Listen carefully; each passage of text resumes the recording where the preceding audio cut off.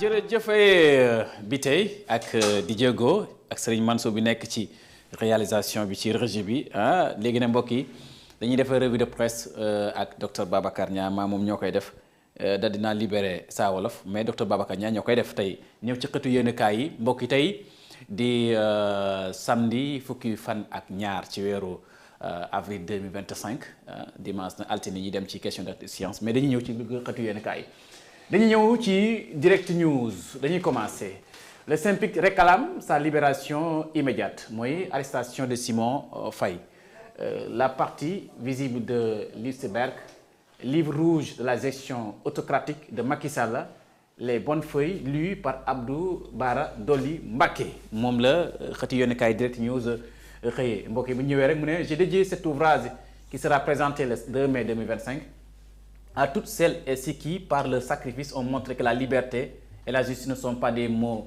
vides sens mais des idéaux pour lesquels il faut la peine de se battre. Mon histoire s'inscrit dans cette page sombre de notre pays. En tant que député de la 13e législature, je me suis retrouvé par mes convictions et mes prises de position dans la ligne de mise du régime de Macky Sall. Dès l'éclatement de l'affaire Adji Sarr, j'ai choisi de soutenir Ousmane Sonko, non pas par calcul politique, mais par fidélité à mes valeurs, la justice, l'équité et la vérité. Le 2 avril 2024, Macky Sall quittait le pouvoir, mettant fin à un règne de 12 ans marqué par des promesses trahies, des pratiques autoritaires et des fractures profondes au sein de la société sénégalaise. Pourtant, le peuple avide de justice, de transparence et de gouvernance vertueuse voyait en lui le leader capable de réconcilier les aspirations démocratiques du pays avec les exigences du développement. Un appel à la conscience collective pour mooy kaddu Abdou Bara Dolly bar commentaire nga ci def Abdou Bara Dolly li muy wax noonu. ni mu ko wax daal nee na moom nekkatul woon ci politique. ci affaire justice ay valeurs yoo xam ne chaque Sénégalais war na ko am. Cheikh Bara Dolly ko wax ni mu ko waxee ni mu rafete nii la justice l'équité et la vérité. waaw kooku defe naa war na patriote bu nekk waxuma la patriote politique te Sénégalais bu nekk war na ko. bu fekkee loolu moo ko taxoon choisir bu muy faral Sonko ci affaire Adji Sarr bi kooku moom dañ koy mën a féliciter rek. livre bi tim bu demee def ci courage mën a am ay documents parce que bu leen fàtte lii xew lii yëpp. Ça va faire partie de l'histoire. bokk na ci l'histoire de. ñi ci mën a contribuer yëpp c'est par des documents comme ça qu'on va refaire l'histoire. donc moo tax documents yu mel nii dina avancer loo dëkk bi parce que histoire au Sénégal ci ay documents lañ ko mën a defar. mais livre rouge. waaye après livre blanc lañ defal Macky moom livre rouge. livre yooyu nag la ñu ko historien loolu mooy seen rôle. mooy jël xam nga historien day jël ay suuf sax analyser ko xool suufu démb ak suufu tey lan moo ci am. archéologie am na mooy archéologie. dañu dem ci suuf si di gës. di fa fekk ay mbattu yu ñu daan lekkee. ay kii nu mu tudd canari nu mu tudd sax mooy yooyu ñu daan naanee ndox wala yooyu yëpp. yooyu yëpp la ñuy jël confronté ko wax léegi xam évolution bi. léegi tey boo demee gasaat suuf si loo fay fekk ay portable ak ay boo demee Casamance léegi ñu ngi denc seen i tam-tam yooyu yu bante yi def ko ci seen patrimoine. très bien. bien que portable léegi moo remplacé loolu. tey njaw donc moo tax ma ne. ci xeetu yéenekaay yeneen critique yéenekaay inhumation du président du conseil constitutionnel la nation rend hommage au président Badio Camara génn na àdduna de président de la république dem na présenter ko ses condoléances délégation gouvernement bi yëpp ci jamono ji nga xamante ni opposition bi ñu ngi déggool seen recours contre la loi d'interprétation bi. waaw doy na waar de. bul jaxase document. moo jaxase. non yaa ngi yàq mémoire am. ma ko yàq de. kii booy wax ak kii moom bul wax opposition comprendre li ma la wax. comprendre naa ko. voilà opposition bi mu xeexal. inhumation ba tey ñu am jàmm Sénégal. du président du conseil.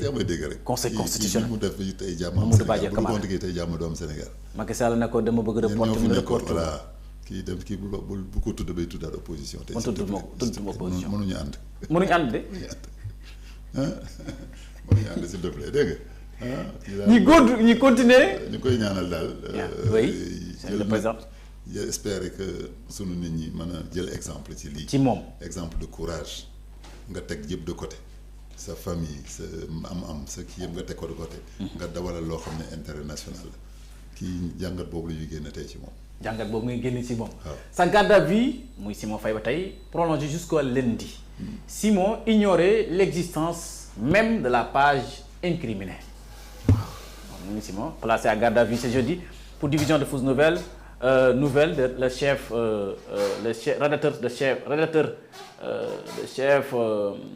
en chef de médias a vu sa garde à vue prolongée jusqu'à lundi. Pourtant, ce sont les enquêteurs qui ont informé Simon Faye de l'existence même de cette page Facebook qu'aucun de ces reporters n'a eu alimenté. Aucun de ces reporters n'a alimenté. waaw n'a eu alimenté. ne l'a pas informé. waaw loolu la wax. voilà loolu nag c'est grawul nooy mën a yor sa journal nga nekk rédacteur en chef say journaliste def dara loo xam ne yow nga dem bi ñu koy éditer. nga ne daal man yëguma ci dara ce qu'on appelle la ligne électorale. la ligne éditoriale. oui. kooku bon ŋàññu ma ko ah kii dal na ma gis affaire Sonko bi ñu ko hospitalisé suma man la ñu jëli. yow lañ jëli ma ko mais may joxe information bi ñu xam ne que man doonu ma ci dara mais kii nag souvent bu waxee de fi mu nekk tamit des médias wax te mu nekk chef bi moom lañ législation moom la ñu war a jëli. mu joxe information bi ci war nee na deful woon fekkul woon ñi doon def est-ce que ñu mooy seen responsable wala du seen responsable léegi nag deux problèmes lay régler déjà moom soit respecté wuñ ko dans deux médias. mais ni enquêteurs yi ñu ko xamal. ci loolu mais voilà moo tax ma ne ay journalistes dañ jaar ci kawam. waaw dañ jaar ci kawam dañ ko jaay de wala. day nekk ci kii te defuñ ko. te xamul ko c'est dans le journal. ñun en médecine c'était pas ça en médecine malade bi bu xasee malade médecin bi jël responsable daf koy dugal commencé ko faj. kooku jarul ma koy informer te tant que mu ngi jaaroon yoon man dama leen doon protéger ñii te moom son problème est-ce que ñii jaar nañu yoon te nii naa leen tamit lii du arrestation garde à vue du arrestation man def naa ko du arrestation. garde à vue position garde à vue la ci bureau ngay nekk doo nekk kaso doo nekk fenn. waaw après. léegi le temps nag ñuy xam argument yi ngay joxe est-ce que mën na la génne wala daf lay. te moment bi ñu toll moom ak enquêteurs yi ñoom ñooy daal di. enquêteurs yi ngay nekkal say morom la ñu nekkal nii. da ngay jébal guñ ko seen kilifa mooy le procureur. lundi la ñu war a jàkkaarloo rendre compte ñoom procureur. d'accord garde à vue tamit du arrestation kooku ñu bari man def naa ko man du arrestation say mbokk dañ lay seetsee ngay lekk say lekku kër ngay fanaan foo xam ne du ci kaso. donc moo tax aussi.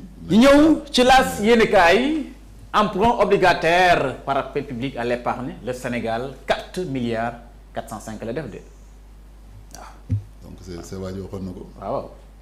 nag Guy Marius Sagna waxoon nañ ko. waaw on n'est pas pauvre. on n'est pas pauvre de. on n'est pas pauvre xam nga li mooy preuve bi qu'on n'est pas pauvre. comprends li ma la. oui on n'est pas pauvre kooku moom c'est un argument vraiment qui confronte ce que kii waxoon. lii dëggal na ko peut-être qu'on essaie de nous appauvrir yor 400 milliards di jëndi appartement à Paris nga am 400 milliards dem fële États-Unis jëndi fi appartement am na koo xam ne sax am na ay taxi Paris ñaar ñoo ñuy tuumaal la.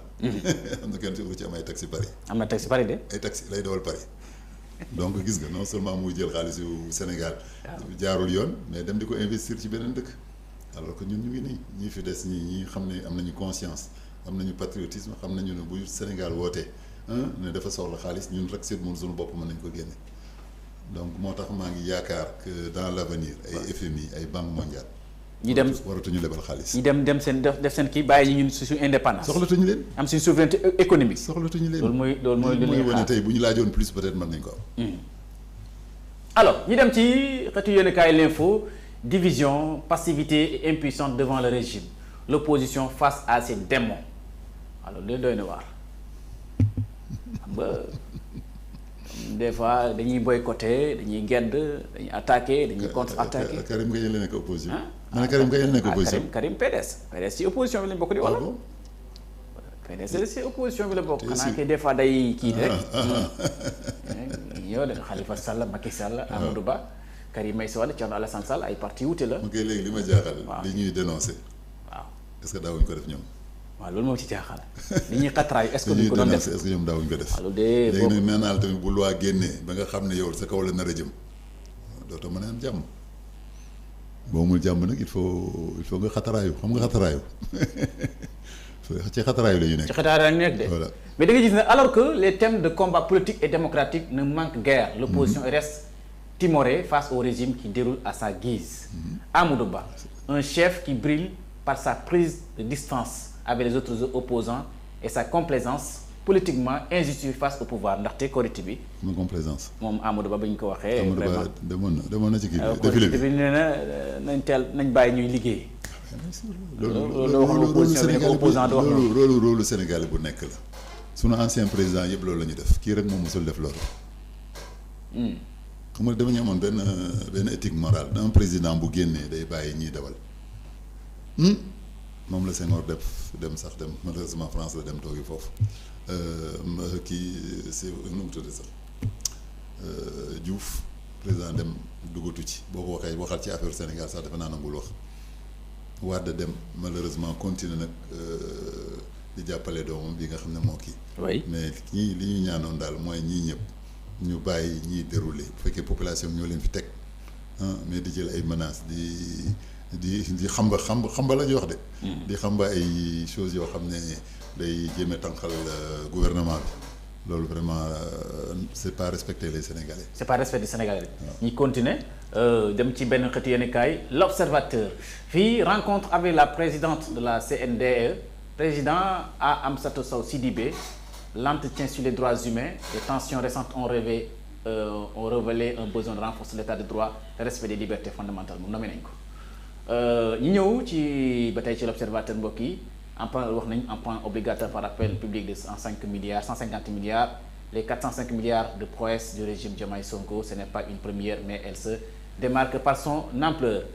ñu ñëwaat ci am na lu ma ci wax. oui lii mooy wane ne non seulement gouvernement bi am na actuellement soutien. oui de la population politiquement mais am na soutien même financier. am na ñaari cëpp yu jafe la. ñaari soutien. des fois loolu moo tax ma ne opposition bi ñu moytu. de. ñu dellu assemblée ñu bañ fi amati benn député. muy de parce que ñii buñ demaatoon tey assemblée. Akidera le film de l'exécution de l'ASP Ndianor. Comment une simple patrouille de sécurité se transforme en une drame indescriptible. Piégé par Azura Ba, un berger coupeur de bois, l'agent Abdoulaye Ndianor a été égorgé, décapité, sa tête cachée sous un arbre. Le meurtrier sans remords retourne sur les lieux comme si de rien n'était à voir son crime. Sénégal daal fii vraiment rey nit daal di def ko muy daal rey nit jël bopp bi def ko wax ko sax dafa diis. c'est un mort dañ ko war a respecter. dañ ko war a respecter mais wax naa la nag. waaw borom tenue yi. borom tenue yi li ñuy def ci population bi. war nañ ko xalaat de. borom tenue li ñuy def ci population bi. bi passé laa jóge Fuuta benn agent ASP moo doon rek mooy oto bi da ngay gaare ASP jël xaalis bi jox ko police yi gendarme bi. ASP bi mooy ramasser jox ko gendarme bi loolu de la ñuy aaye loolu de muy corruption. te kooku def naa Touré xeex na ci ba sonn. waaw ba léegi mu nekk à leur tête te mu ngi nii mënu ci dara. oto bu amul kayit di mat defal ko attestation li muy def si ñuy jàngul ëpp na toroxal. agent de contrôle économique gisatuloo ko fenn si Sénégal fii nga dëkk di nga gis ay agent ñu ngi Fuuta. ñu ngi Fuuta ak fi nga xam ne nit ñi jànguñu fa la ñuy dem yor seen benn petit papier di def lu nekk. oui. donc ni ñuy toroxale population bi te toroxal tamit bu yàggee am na fu mu dina dem fu mu ëpp. oui bon maa ngi koy ñaanal quand même mais profiter de cette occasion là mais borom tenue yi nekk ci région yi nañu góorgóorlu. respecter population bi. oui c'est important. borom charrette xam nga Fuuta la borom charrette bu ñu lay jàppale ñu lay def. li ngay takkee fas bi nii pour mu daw loolu la ñuy nangu ci yow. armée xam nga armée bi ngay takk cheval bi nii. waaw ngay daw ngay daan sa doole ci sa charrette di ut loo lekk. ñi nangu ko. gendarme bu ñëwee dañ lay gaare nangu armée bi ne la tant que fay loo contravention. loolu war nañ ko seetaat de. moom moo tax ma ne leen. loolu baaxul waxuma ne ça m'étonne mais am na question bu ñu ko continuer nii dina mas a taalaat réew bi. dana mas a taalaat réew bi. loolu parce que li may gis nii violence baa ngi nii gisoo violence bi ma ragaloon bi passé wax naa ko ci j'ai fait un article là-dessus. naan leen dawal ko tu charrette booy nangu li muy dawale fasam. nit di jàll ci pont Madina bi foofu boo koy traversé da ngay taxaw gaare ñëw versé ngay soog a dem. moom la ñuy wax addiya. moom la ñuy wax addiya wala dafa am tur sax. oto bii ma jëlee Fuuta di ñëwaat Dakar.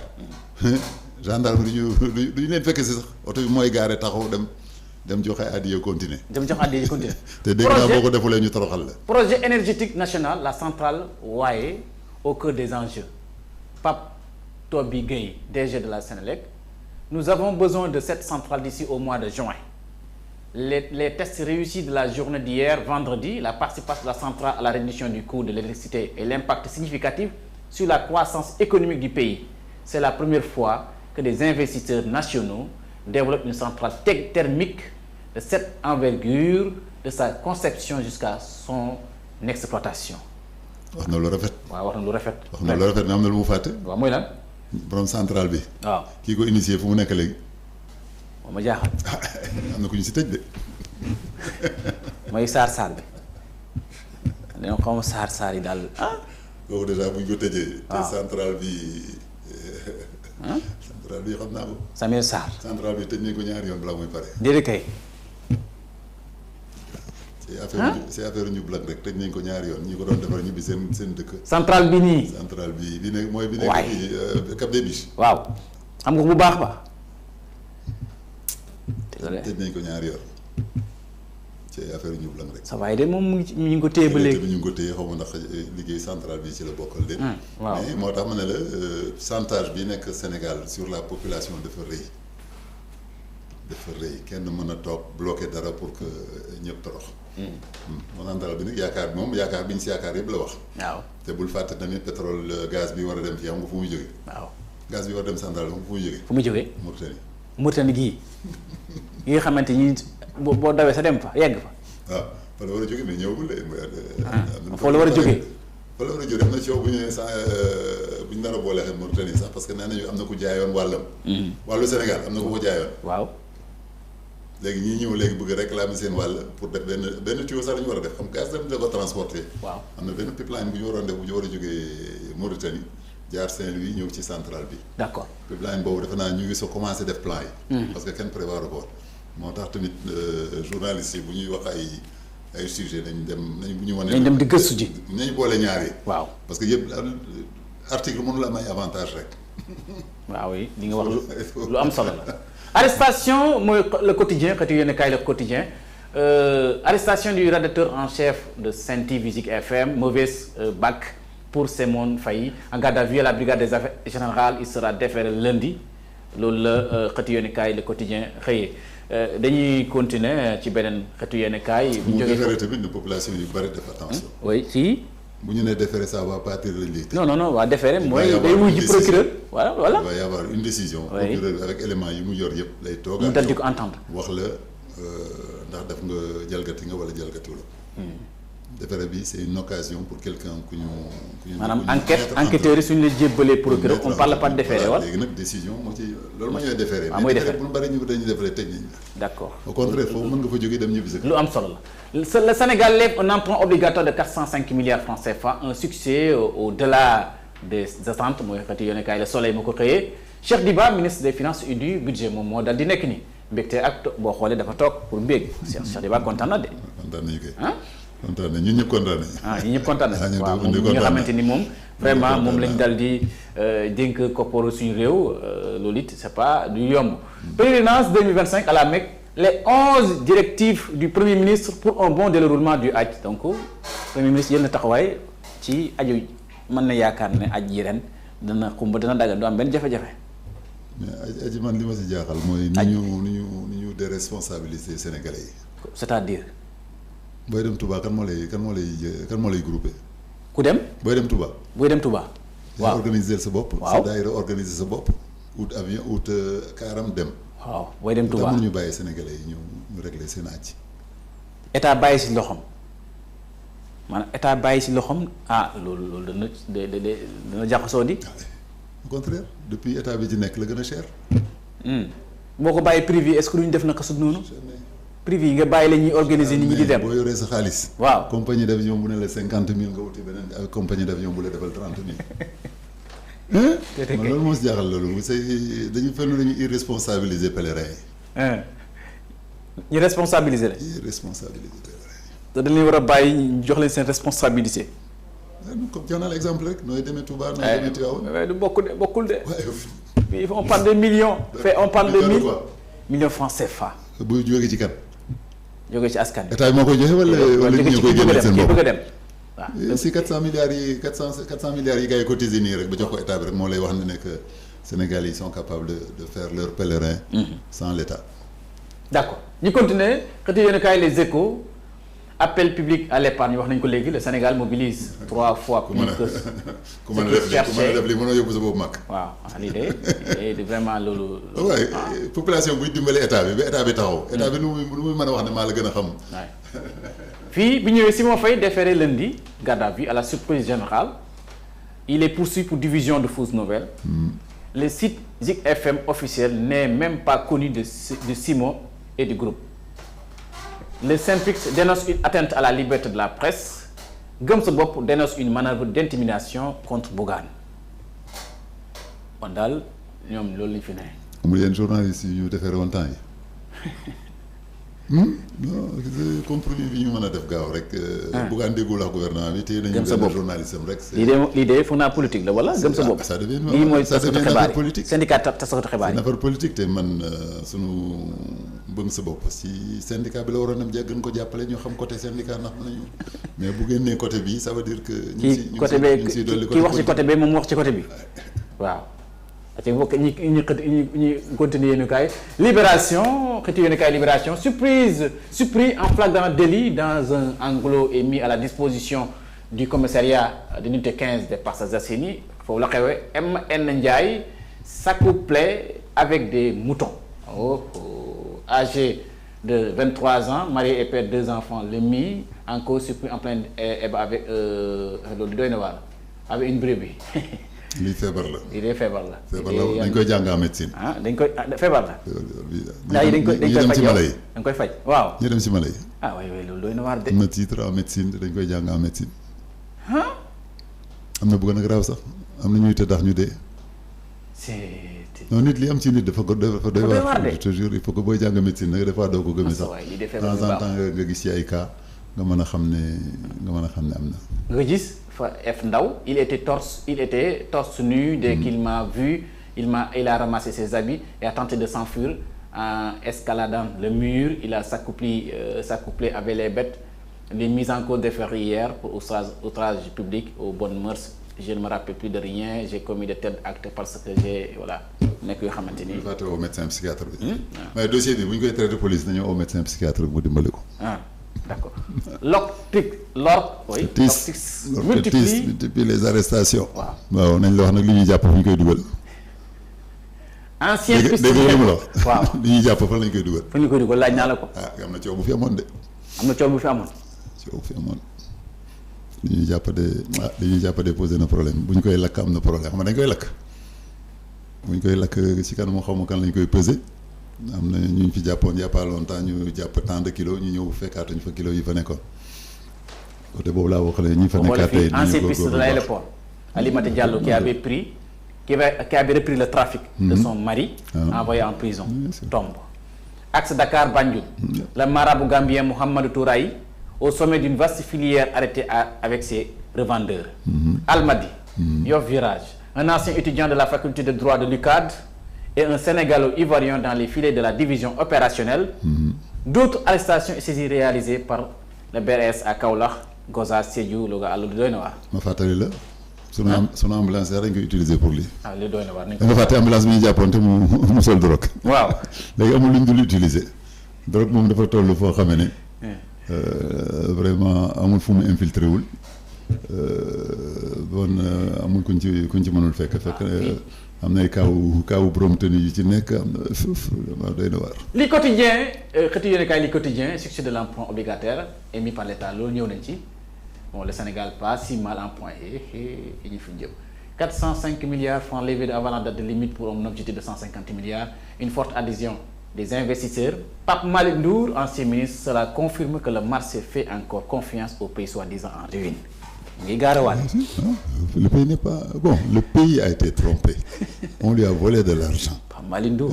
bon moo tax ñu mën a gën a mobiliser sax pour jox leen. parce que ça c'est la population ça veut dire c'est une marque politique et marque financière qui montre que vraiment ce gouvernement est au top de la confiance. de la population. këtu yoone kaay réew mi na boo fàtte fële. mooy ban. xoola Mauritanie. ma xool Mauritanie. gis nga Mauritanie bi ñu la wax foofu. lu Mauritanie waxati. Caisse française de développement finance la Mauritanie. coopération des finance la Mauritanie à hauteur de 64 millions d'euros waaw. foo nga bëgg yemal. li mooy lan. lii mooy bu ngeen daqee sunu militaires yi dutuñ leen jox dara. bon militaire foo ñu militaire des fi. ah AFP agence française de développement. waaw nga jàpp seen armée nga ne leen takk leen seen bagage ngeen ñibbi. pourtant bàyyi moom xel lii ne mais lii affaire la de. ah kii ay message yu rëy la. nga financé. kii ay message yu rëy la gis ngeen xaalis bi ñu leen doon jox bu ngeen bañ bu ngeen nangulee bu ngeen bu ñu leen dàqee ñu jox ko keneen seen dëkkandoo en plus. doy na waar ma ne ko doy na waar. xëtu yoone kaay réew mi wax naa ci léegi. le Sénégal peut-être léegi dañuy dem. dafa am journaux yoo xam ne dafa dañuy xaw a méngoo. ak lu ñu dal di titre source A. li ñu ñëw ayant transformé en dortoir le cabinet de feu maître Khoureyssi Ba. depuis le rappel à Dieu de l'avocat yàlla suñu borom yërëm son ex-chauffeur délogé.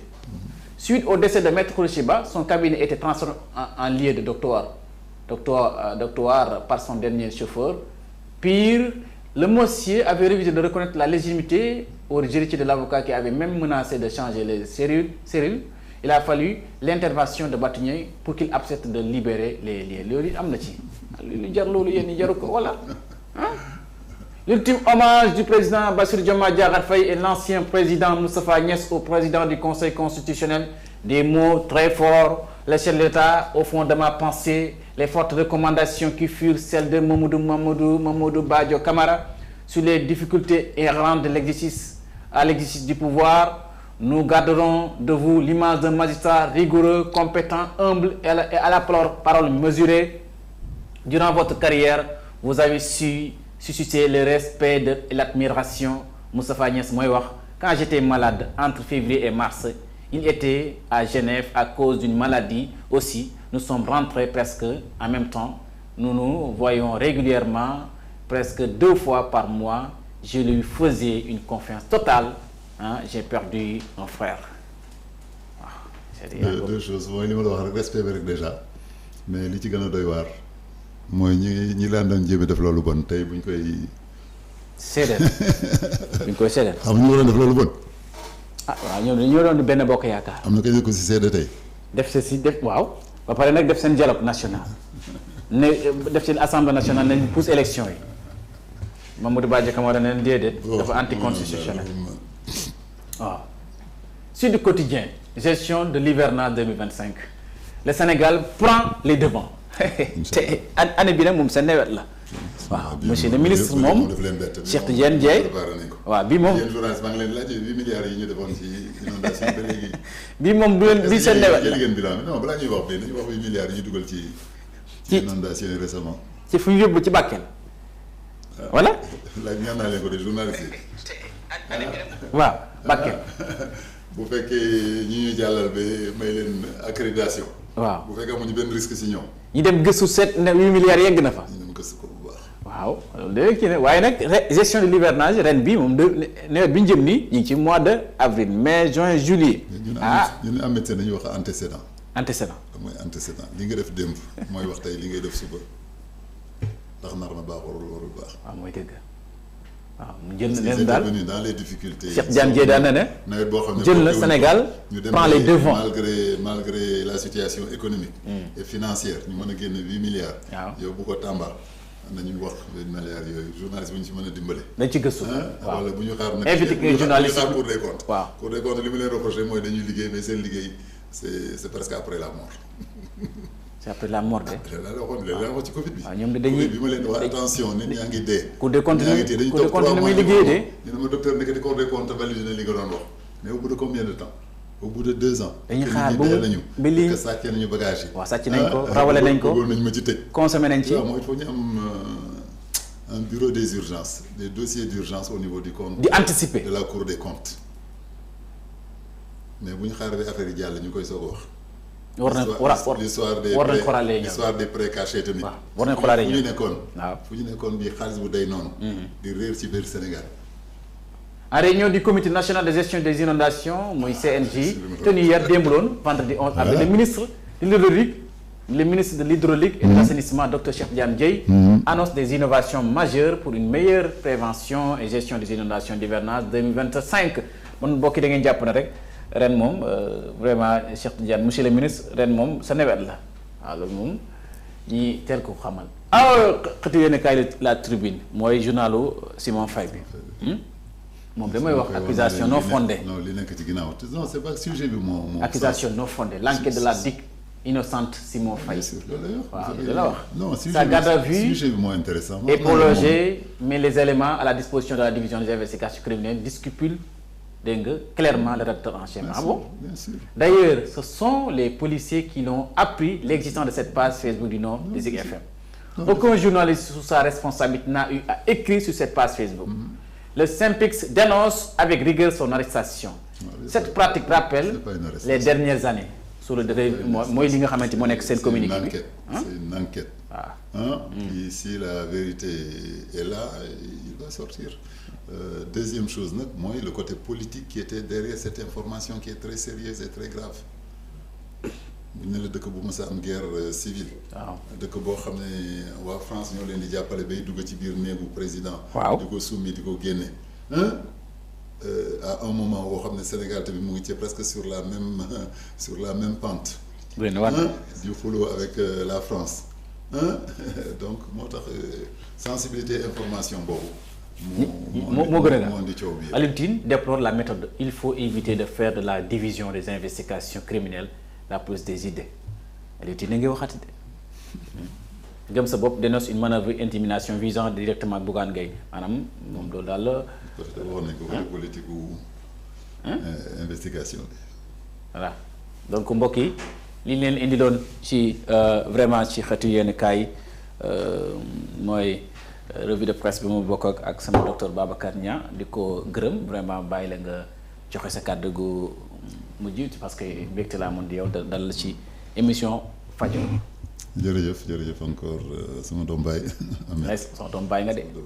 Ahmed Niang vraiment am énergie booy dégager booy def sa journal vraiment bëgg naa les jeunes journalistes là jéem a jël exemple ci yow. merci beaucoup xam ne vraiment qu'il faut un engagement total pour def journalisme. merci. voilà léegi nag jéem delluwaat rek ci événement yu grave yi ñu dal jaalewaat waa Layène. waaw jaalewaat magistrat yi. Layène bi ndax Yoff Ngor moom. moo ko am benn la Ngor laa dëkk xam nga ko. samay frère sax ay Layène lañu.